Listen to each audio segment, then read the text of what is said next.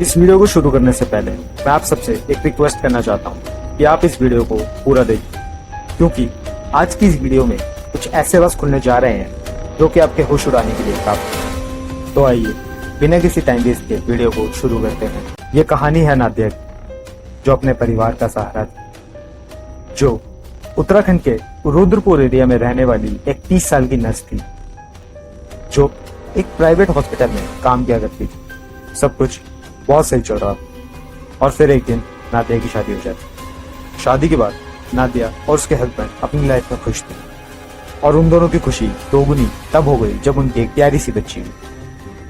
लेकिन शायद किस्मत को कुछ और ही मंजूर। देखते ही देखते उनके और उनके हस्बैंड के बीच का रिश्ता इतना ज्यादा खराब होने लगा कि उन दोनों ने एक दूसरे से अलग रहने का फैसला किया। इसके बाद उनकी 11 साल की बेटी की रिस्पॉन्सिबिलिटी अब नादिया के ऊपर आ गई।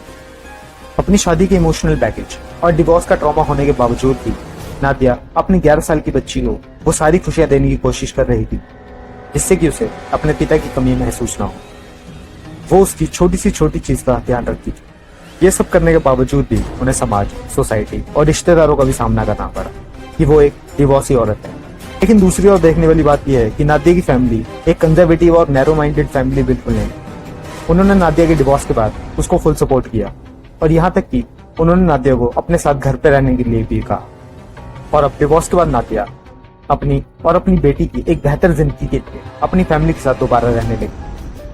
कि फैमिली ने भी कभी उन्हें यह महसूस नहीं होने दिया कि वो अपनी लाइफ में अकेली है। कुछ टाइम बाद सब कुछ ट्रैक पर आ रहा और नादिया और उनकी बेटी अब खुश रहने लगे थे। लेकिन उनकी खुशियां कब दुख में बदल जाएंगी, उन्हें इस बात का अंदाजा भी नहीं था।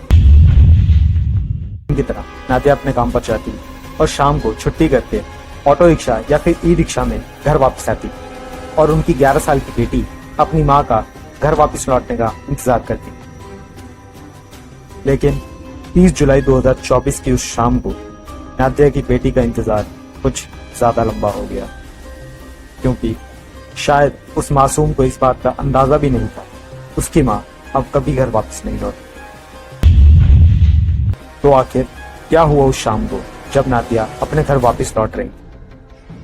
30 जुलाई 2024 की वो शाम एक ऐसी शाम जो नादिया की जिंदगी की आखिरी शाम साबित हुई।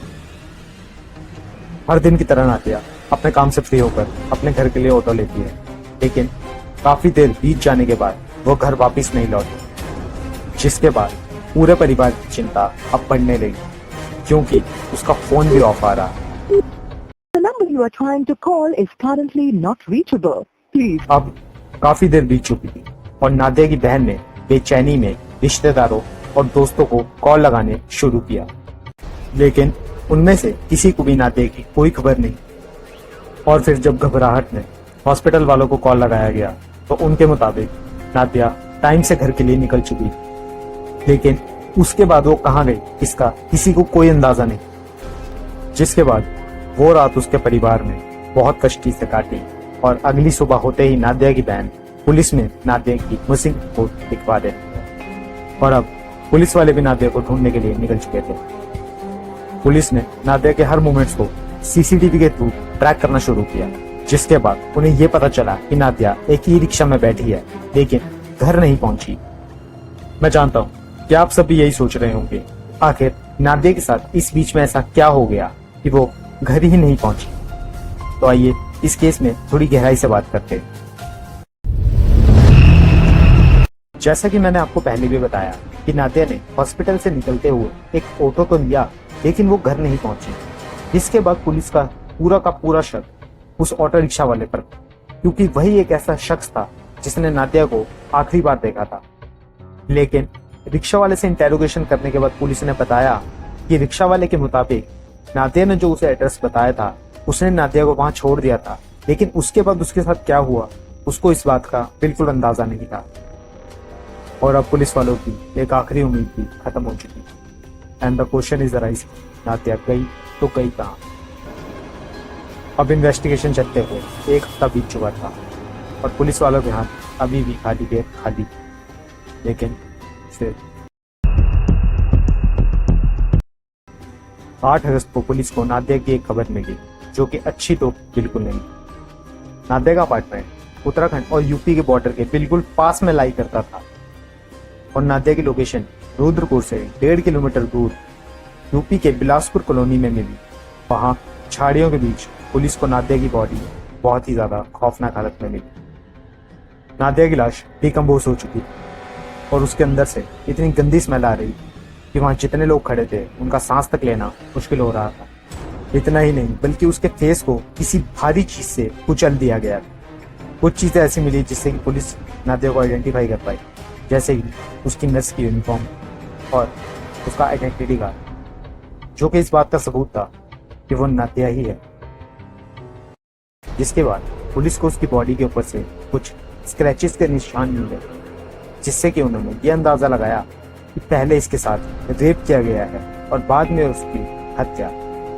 जब नादिया की फैमिली को इस घटना के बारे में बताया गया तो घर में मातम का माहौल छा गया। उसकी 11 साल की बच्ची के ऊपर से मां का साया उठ चुका था और अब नादिया के घर वापस लौटने की एकमात्र उम्मीद भी टूट चुकी थी। लेकिन जिसने नादिया को इतनी बेरहमी से मारा था उसने एक बहुत बड़ी गलती कर दी, जिसके कारण अब वो आगे पकड़े जाने वाला था।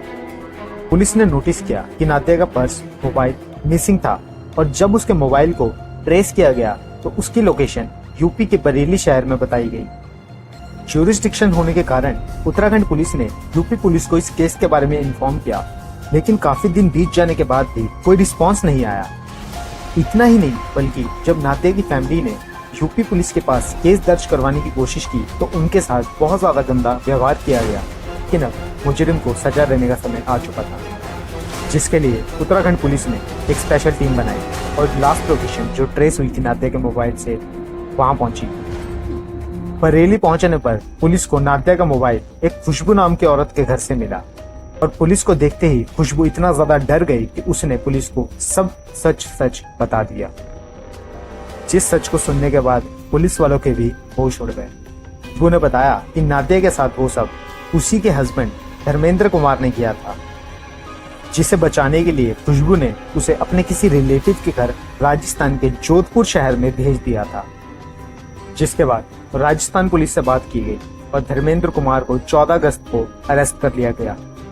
अब बात करते हैं कि आखिर धर्मेंद्र और नादिया का रिलेशन क्या था।